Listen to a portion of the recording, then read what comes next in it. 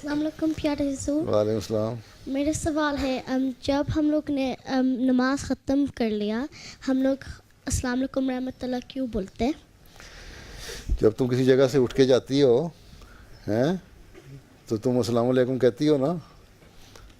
ٹھیک ہے نا, ٹھیک ہے نا. اب یہاں سے اٹھ کے جاؤ گی تو السلام علیکم کہو گی نا.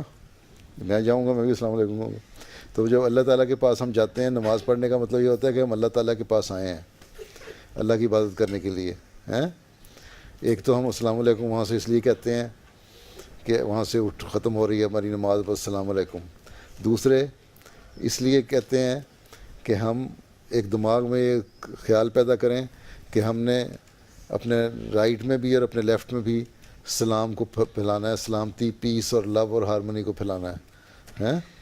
اس لیے ہم کہتے ہیں کہ اللہ میاں ہم نے تیری نماز پڑھ لی, ہم نے تیری عبادت کر لی ہیں, تو ہماری دعاؤں کو قبول کر. ہم تیرے پاس سے جاتے ہیں اور یہ اس وعدے کے ساتھ جاتے ہیں کہ ہم دائیں بھی سلام پھیلیں گے اور بائیں بھی سلام پھیلائیں گے.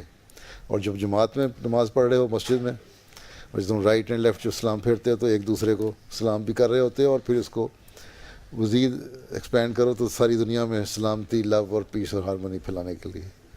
ٹھیک.